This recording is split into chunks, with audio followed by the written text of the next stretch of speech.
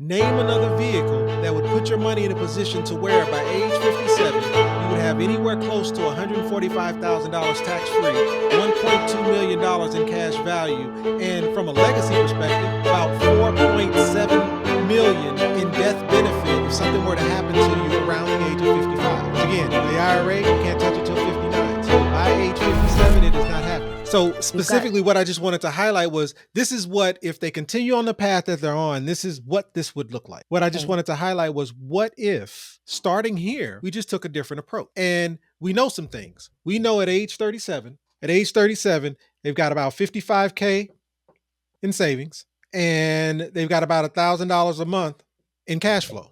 So if they've got $50,000 in savings and $1,000 a month in cash flow, what would this look like if they put it to work? And again, this $1,000 isn't, this is additional cash flow, meaning this $1,000 isn't based off some velocity banking action or what's left over after they pay bills, because that's actually what's feeding savings and also what's going into their IRA. So they have cash flow in addition to this $1,000 a month. So it's what would happen if we put this $1,000 a month to work. And so what I just wanted to highlight is what would that look like? And what I did was I ran this over a 20-year period, age 37 till 57. What does it look like to be able to put $1,000 a month to work and a $50,000 lump sum? And the thing to remember about this calculator is that $50,000 in a lump sum is actually split in half. So it's $25,000 year one, $25,000 year two. So if they were actually in a position to put in all $50,000 in year one, these numbers I'm about to show you would actually be much greater. But again, just allowing the calculator to do its thing, splitting the lump sum, $25,000 year one and year two, and putting away $1,000 a month, what does that look like?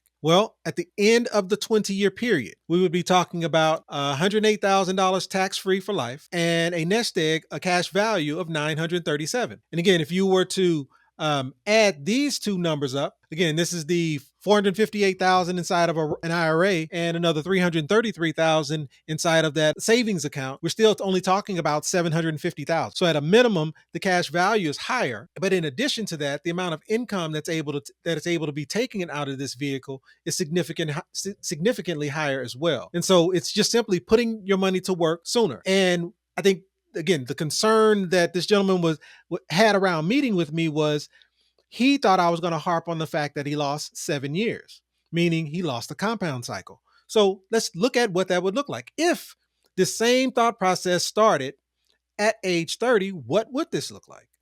So, okay, yes, it's a significant amount more income, $214,000 in tax-free income, $2 million in cash value. Very, very significant. Like, please, I'm not saying that that's not something that he should be thriving for, but let's be realistic. Would that cash flow been available at that time? Probably not. So maybe this didn't look like $1,000 a month. Maybe it looked more like $500 a month. So what would something like that look like? Again, it would still be more than what he has today, meaning putting your money to work as soon as possible is still the key, but it doesn't have to be the end all be all. The best position you can be in is, hey, do I have enough cash flow to be able to put it away and allow it to do its thing while also being able to pay my bills and continue to live my life? And I think the only other piece I wanted to kind of highlight here is the fact that he talked about contributing to an IRA. So the question is, what if also, instead of continuing to contribute into that IRA, what would it look like if he was taking that same, $7,000 a year, I think is what I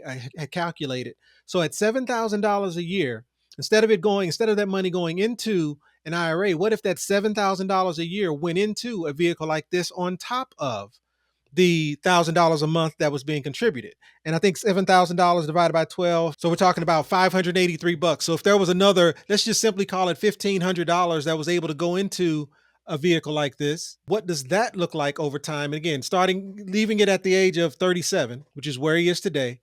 If that was able to happen, again, from a retire early perspective, name another vehicle that would put your money in a position to where by age 57, you would have anywhere close to $145,000 tax-free, $1.2 million in cash value, and from a legacy perspective, about $4.7 million in death benefit if something were to happen to you around the age of 55. Because again, the IRA, you can't touch it till 59. So by age 57, it is not happening. And in both of those accounts that he currently has, the 401k, I'm sorry, not the 401k, the IRA and this high yield savings account, Both of these dollar amounts, when you go to take a distribution from both of those dollar amounts, those are one, taxable as it relates to your IRA, but they're also withdrawals. Meaning, if you don't have a vehicle that can outperform what it is you're taking as a withdrawal, how do you replenish? How do you make sure you don't run out of money? How do you make sure you're not putting yourself in a position to where you may have to go back to work? And I think that's the piece that Angelique was making before, and that is making sure that not only do you have a vehicle that is building wealth for you and putting you in a position to where it can generate income, but is it sustainable enough to where you don't have to go back to work? Is it sustainable enough to where you can continue to live off of it and it not be depleted, whether it's due to inflation or time, based off the dollar amount that you have. And the cool part about this, and it's something that we rarely talk about when we're walking through the calculations in this calculator, and that is this 108,000 is not a withdrawal, meaning it's based off this 937,000. But what is it comprised of? This is leverage. What we're saying here is you can take a distribution of somewhere around 11% of this number, and you can take that 11% for the rest of your life because this 937 is making somewhere around 13, 14, 15%. So if you're making 13% inside of a vehicle like this, and you're taking a distribution of 11, all you're doing is living off the interest. And because you're living off the interest, the likelihood of you somehow running out of money, or the likelihood of the cash value being depleted, is less likely because you're not eating into that cash value when you start to take that income. And I think all in all, I think that was the last piece that I wanted to highlight here. I think one other piece to touch on is making sure that when we're talking through what those opportunities are, it's having clarity around what is the goal? What does the goal look like? So what is the goal? What is the goal? Is it passive income? Is it to replace your expenses? And when we talk about replacing your expenses, that's where we dig into the reverse velocity banking opportunities. Is it replace a certain amount of your income in retirement? And ultimately, is it about control? Is it about being able to leverage what you have to be able to produce what it is you need? And the examples of why would be creating generational wealth, having more than just an amount to survive for the future. Meaning, how many people do you know that are ending up going back to work because they are concerned about running out of money in retirement? So it's more than just surviving for the future, but it's putting yourself in a position to where this vehicle will produce income on a continuous basis.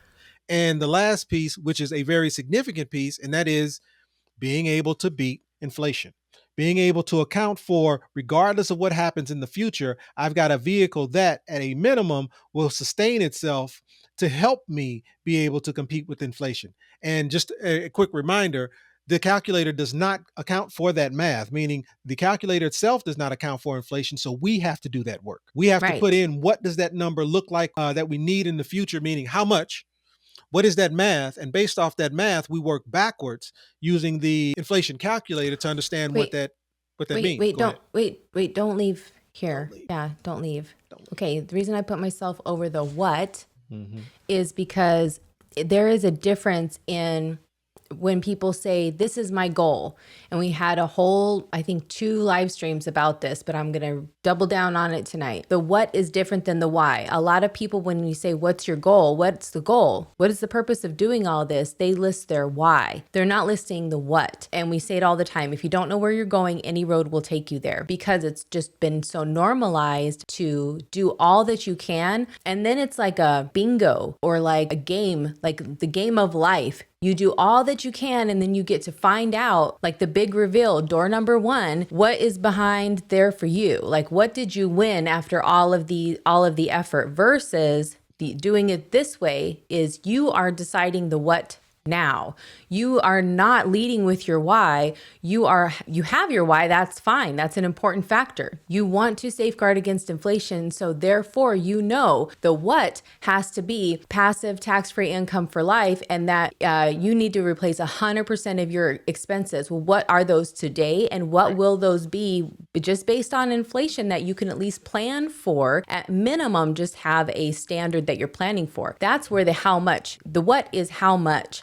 The what has to have a number. The what is when you are looking at, when I retire, it's not retire early, it's retire with X amount of dollars per year, no matter what happens. Right. I get to have this income, and I know that this is going to be coming.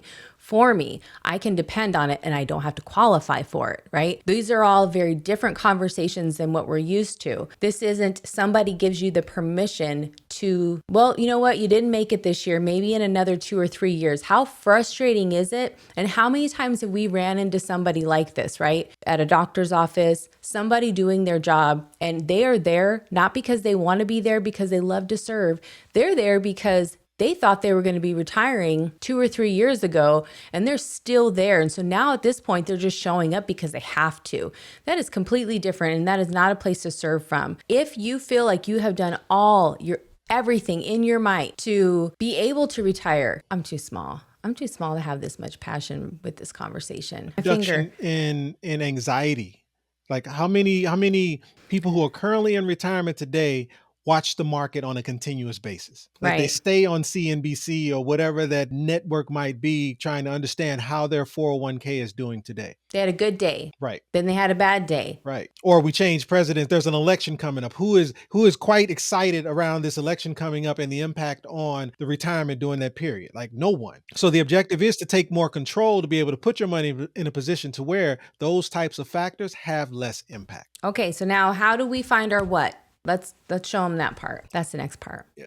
And it's really no different than what we talk about as it relates to velocity banking. It's understanding where you are. It's understanding your numbers. It's understanding what is that income today and what does it need to be at a later date or a future point. And in addition, it's adding in or making sure we account for inflation. So it's putting that dollar amount inside of the calculator to understand what it's going to look like in the future and what actions need to be taken to make sure we compensate for that number. And here's an absolute fact. Sometimes that number is pretty daunting. And so the truth is it 100% possible to be able to hit whatever that inflation number is in the future? Maybe it's not, but at least you know what that number is today and you can put your best foot forward to be able to do so. So therefore, you at least get closer to it than you would have had you not paid any attention to it at all. So it's putting yourself in a position to where at least you have, again, it's the control part. It's less about the anxiety of, wow, I'm now 62 years old. I'm thinking about retiring at 65 only to learn that in 3 years, I cannot accumulate enough to be able to do so. But learning that at 37, you know what?